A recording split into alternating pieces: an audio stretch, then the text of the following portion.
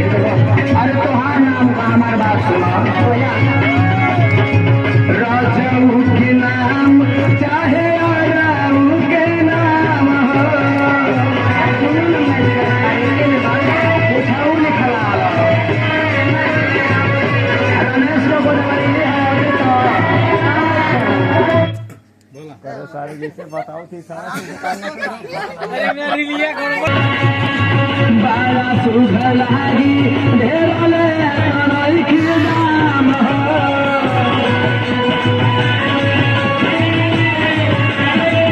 खाली 100 रुपया लागी है गुलशन गो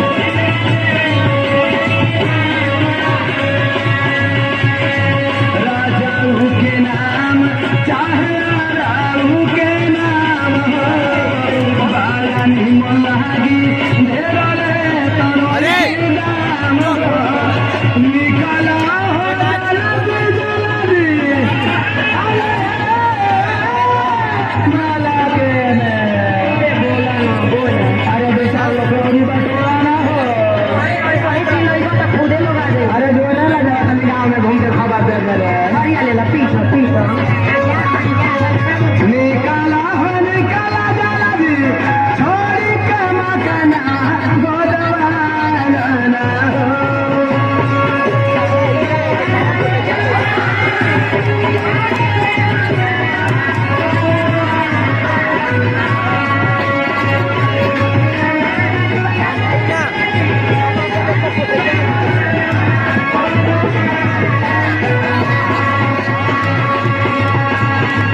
निकाला हो निकाला जल्दी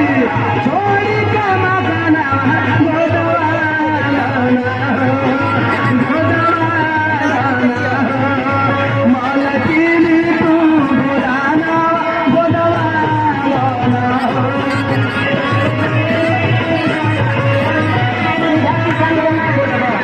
फूल की बोल दे हो जा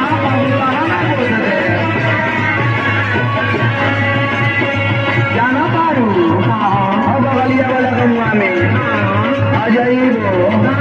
अपना ढोड़ी का गोदा वाली हो छत्तीसगो अपना पुट्ठा का गोदा वाली हो मुसाफिर में तो कहाँ गोदा वाली बातें मत करो अल्लाह अल्लाह जो कोना मत करो वो तो हाथ बोले पलोला बनवाइले बारी अरे बात नहीं संतोष को तो भाग गई हमारी सुनिए देखिए साधु लोग मत कहा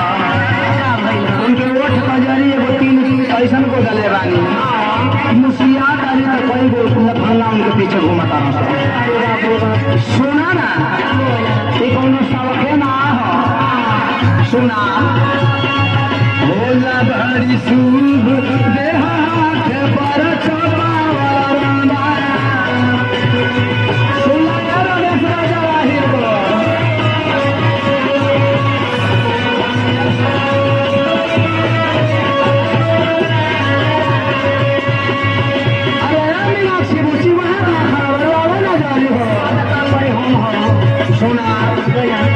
भोला भरी शुभ देहा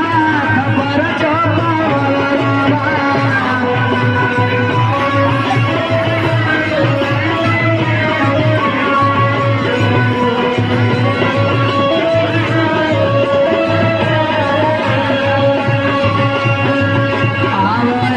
जाए के बाद हम अकेला बहुत अब जवान बना दे भोला भरी शुभ देहा पर छापा वाला जाए के बाद हम के बहुत लामा अंडा देवा बोल खाली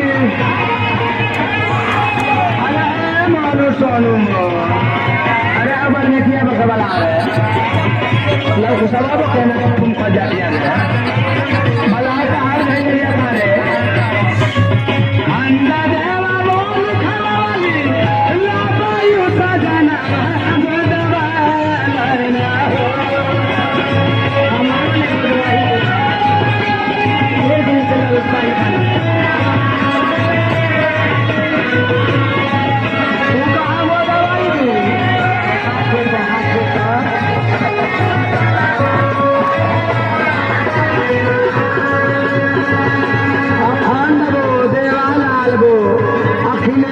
अजीब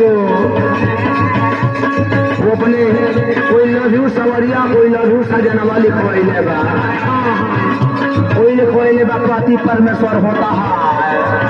अरे बाप रे सुना तानी बोला खंडा देरा बोल खवाली या भाई होता